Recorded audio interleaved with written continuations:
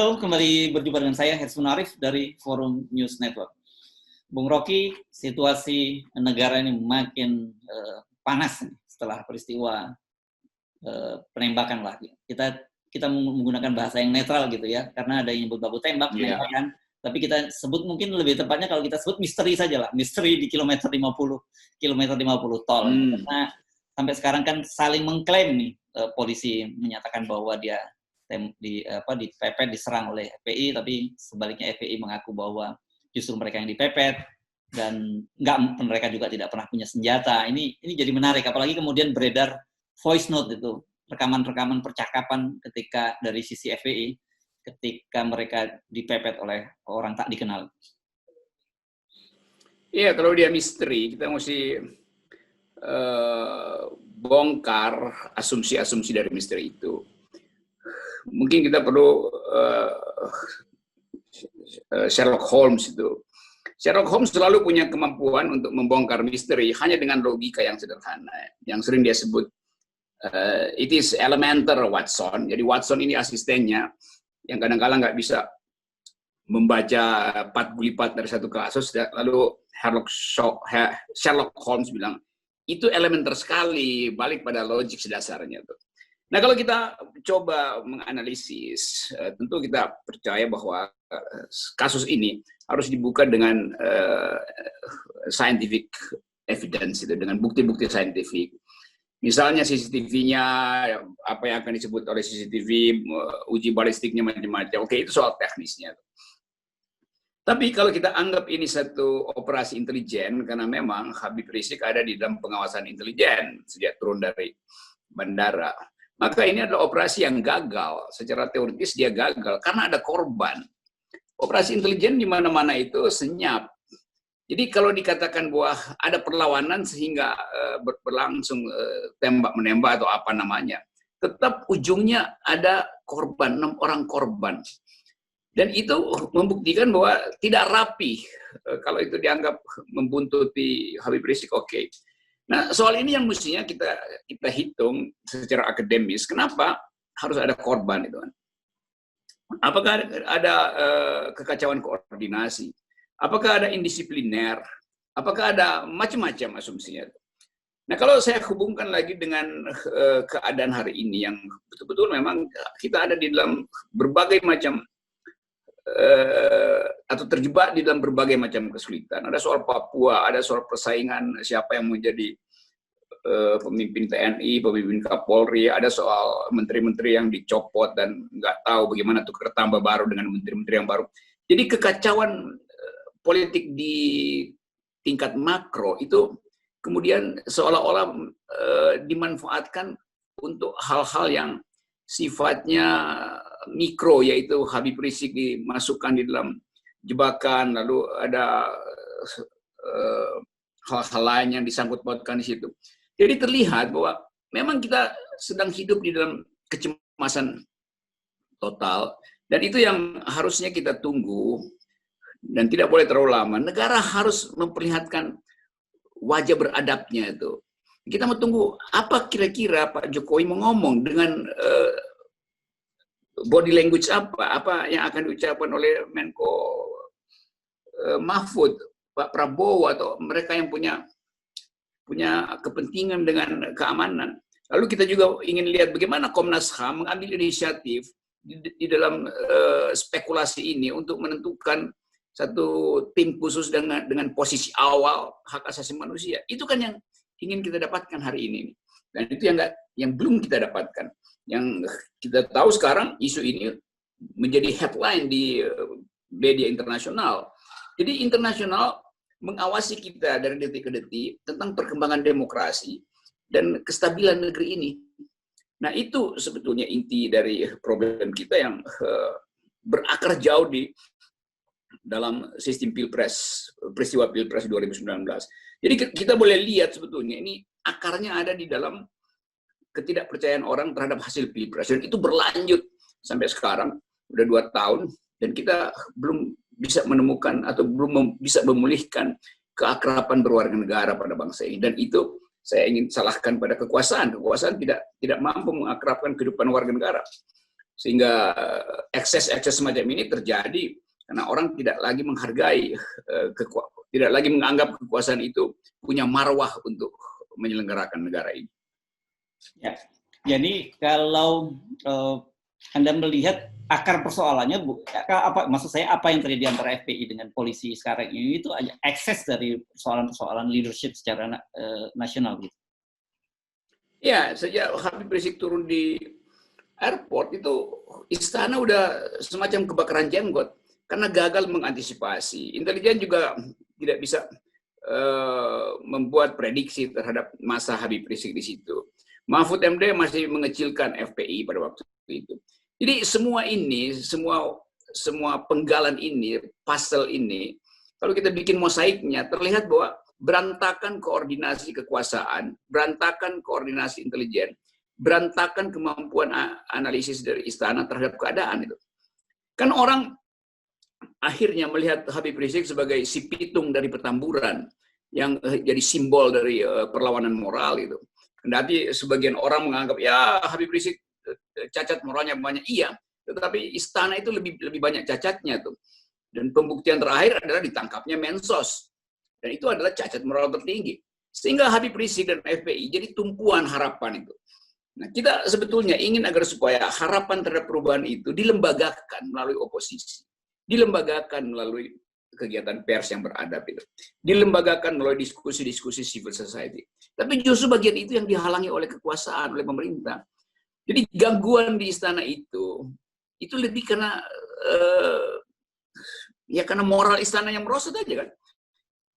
Jadi ada demoralisasi di istana, impact-nya adalah perkelahian antar warga negara, antar politisi. Lalu soal-soal semacam ini ingin diselesaikan oleh aparat keamanan itu, yang cara melihatnya juga di luar prinsip-prinsip persaingan politik mestinya tuh. Ya. Tapi karena terbawa dengan suasana politis, maka begitulah 6 orang jadi korban. Ya.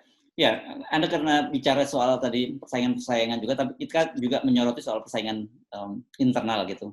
Karena misalnya seperti IPW sudah menyoroti ini ada kaitan erat dengan soal office politicking di perebutan kursi Kapolri. Gitu. Jadi kemudian muncullah ekses yang luar biasa ini, dan kita tidak tahu apakah ini memang menjadi tanggung jawab Kapolda atau Kapolda mengambil alih tanggung jawab gitu, ada pihak lain yang melakukan.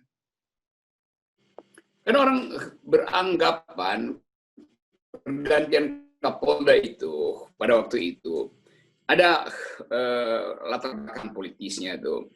Oke, lalu kita berharap bahwa Kapolda sekarang ini masuk di dalam kurikulum profesional dalam penanganan kasus. Lalu kita berpikir juga bahwa Habib Rizik bisa diantisipasi gerak politiknya oleh kemampuan intelijen. Kan itu hal yang mudah kan? Karena Habib Rizik terbuka, ngomongnya terbuka, di mana-mana bisa bertemu dan bisa dianalisis fakta-fakta yang dia ucapkan, kritik yang dia ucapkan. Nah, bagian ini nggak dianalisis oleh kekuasaan. Sehingga kekuasaan menganggap bahwa segala sesuatu bisa di-bypass dengan kekerasan. Mulai dari penurunan baliho, jadi semua standar operasi negara demokrasi itu, SOP demokrasi, tidak dilakukan oleh kekuasaan. Nah, karena ketiadaan tuntunan SOP demokrasi itu, maka aparat juga bisa sesuka-sukanya lakukan aktivitas di luar pakem itu. Begitu terjadi ekses, maka dengan gampang dikatakan, ya itu karena ada perlawanan segala macam. Walaupun kita masih tunggu pembuktian apa benar ada perlawanan atau macam-macam.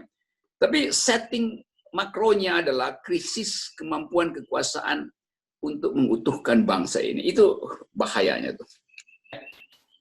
Banyak kalangan yang mendorong agar kasus ini menjadi lebih transparan, itu dibentuk tim pencari fakta, dan kelihatannya DPR juga sudah akan memanggil Kapolri, Komnas HAM juga sudah mulai bekerja dan sebagainya. Apakah menurut Anda bisa, kalau Anda tadi melihat ada sebenarnya ini hanya persoalan mikro, tapi ada setting makro tadi, apakah soal-soal itu bisa menyelesaikan persoalan atau memulihkan kembali kepercayaan publik? Paling nggak ada satu kepastian tentang prinsip habeas corpus, yaitu prinsip yang ingin agar supaya korban itu dihadirkan di depan hakim melalui pengacaranya, melalui keluarganya, segala macam, supaya dipulihkan hak-hak dia itu. Kan tetap yang jadi korban itu kan warga negara, pelakunya adalah aparat negara tuh. Oh, nanti akan dibuktikan terbalik misalnya atau ada variabel lain. Oke, itu urusan hukumnya. Tapi urusan HAM-nya itu harus didahulukan karena udah masuk ke fora internasional dan publik internasional tidak bisa diyakinkan bahwa ini adalah soal perlawanan. Begitu ada korban sipil dan korban itu bahkan 6 orang itu berita besar itu. Lalu orang kaitkan dengan FPI, maka timbul asosiasi bahwa ini adalah political killing, pembunuhan politik misalnya tuh, atau bahkan extrajudicial killing karena soal-soal persaingan politik. Kan sudah masuk ke publik internasional kan, karena itu Komnas HAM harus cepat-cepat lakukan semacam sebetulnya pemetaan awal supaya ada jalan masuk untuk menginvestigasi kasus ini dari segi hak asasi manusia tuh. Tapi sebenarnya harusnya dari sisi presiden ataupun katakanlah pejabat-pejabat tinggi di presiden ini peka dengan soal-soal ini. Jadi tidak perlu lagi menunggu Komnas HAM, tapi mereka harus ada statement yang clear dari mulai dari presiden, KSP ataupun Menko Polhukam untuk mendudukkan pada posisi apa sebenarnya pemerintah dalam hal ini. Ya itu, Komnas HAM itu memang ditugaskan untuk melakukan investigasi. Itu satu-satunya lembaga di dalam sistem kita yang punya fungsi itu. Tetapi karena ini peristiwa, maka memang mesti ada suara dari istana. Jadi istana nggak perlu menunggu, kami lagi menunggu uji balistik, kami lagi menunggu keterangan yang lebih lengkap. Loh, istana itu harus secara cepat memberi semacam keterangan pada publik tentang peristiwa ini nih. Entah itu mau diarahkan secara hukum, entah itu mau dibahas di DPR segala macam. Tapi muka istana itu mesti ada di semua kamera televisi supaya rakyat tahu bahwa oke, istana itu aware dengan kasus ini. Mau diplomasi kayak apapun dia boleh aja. Tapi kalau nggak ada wajah istana itu justru bikin kalkulasi makin dalam. Bahwa istana mungkin lagi bersikap pragmatis atau oportunistis terhadap kasus ini karena melibatkan tokoh yang sensitif secara lokal maupun internasional. Kan itu sinyalnya kan. Jadi buruknya di situ tuh. Istana selalu pengecut untuk tampil di depan begitu peristiwa terjadi. Sebelum peristiwa terjadi, wah itu semua aparat istana tuh berlomba-lomba untuk menerangkan keadaan. Begitu ada peristiwa tuh diam semua tuh. Ya, Bung Rocky, kan publik bisa langsung membandingkan gitu. Bagaimana ketika terjadi yang disebut bahwa aparat kecolongan karena masa Habib Rizik yang begitu besar, langsung ada 2 Kapolda dicopot gitu. Nah ini kan kasus ini jauh lebih besar dan kemudian kita tidak mendengar instruksi apapun dari presiden.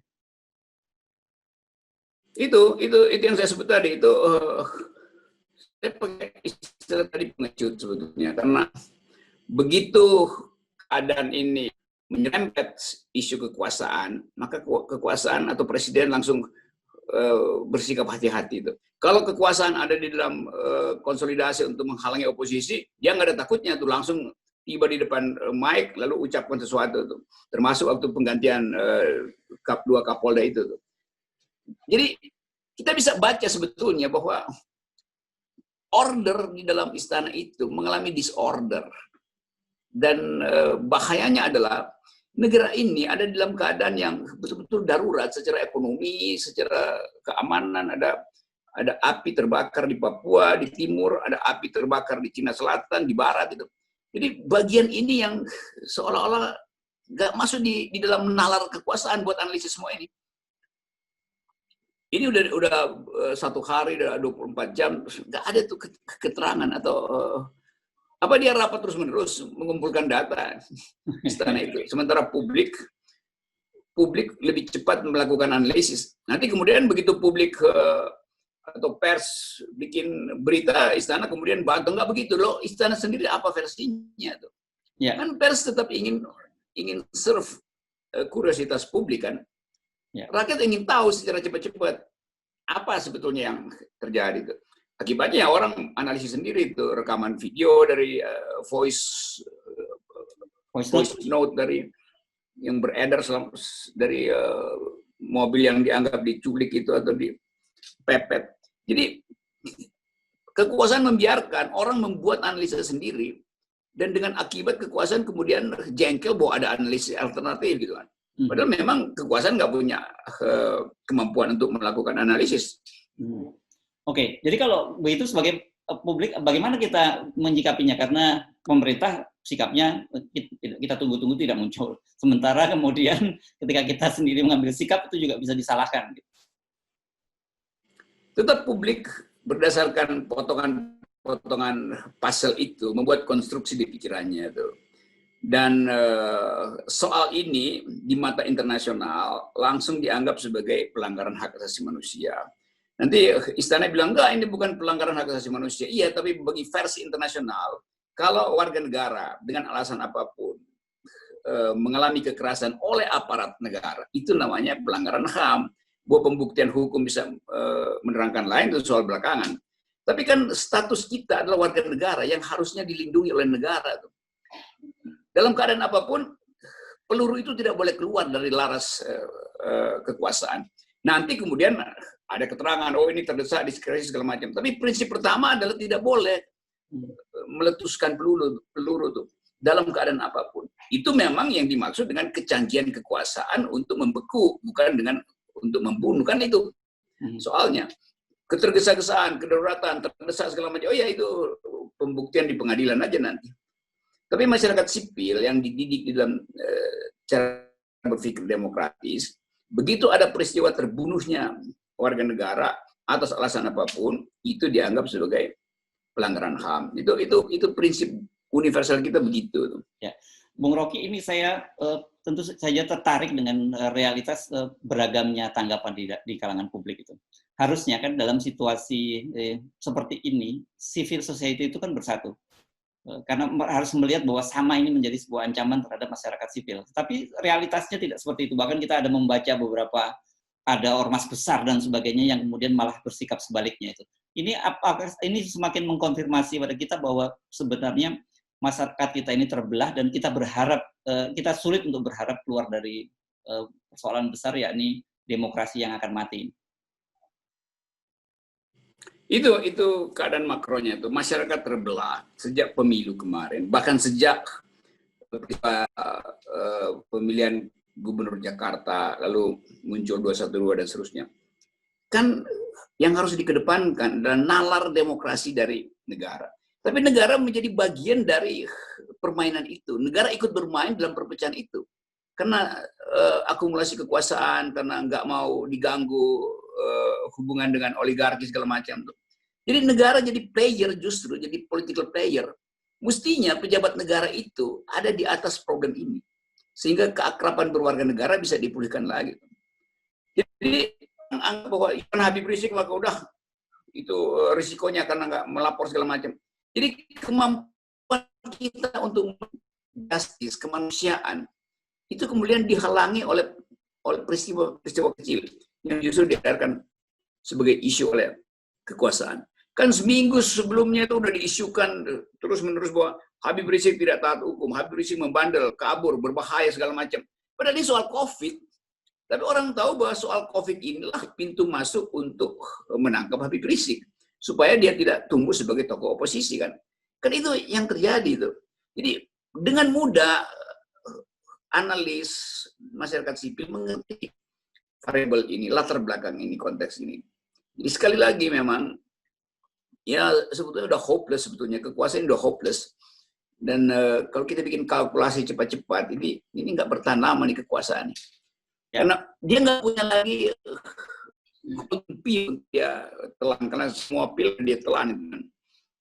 Publik nggak percaya lagi bahwa kekuasaan masih punya pil emas untuk mengakrabkan warga negara. Iya, baik Bung Rocky kita amati terus perkembangan dari kasus ini, karena bukan hanya kita di Indonesia seperti Anda sampaikan tadi, mata dunia internasional juga tengah mengawasi Indonesia saat ini. Ya, saya kira itu poin kita hari ini, bahwa demokrasi itu adalah taruhan terakhir bangsa ini. Kalau kita gagal, maka akan terus ada kekerasan menjelang 2024 dan itu akan ada eskalasi terus-menerus. Ya. Kita masuk dalam jebakan perang saudara. Itu yang mesti kita hindari. Ya. Salam. Baik, terima kasih, Bung Rocky.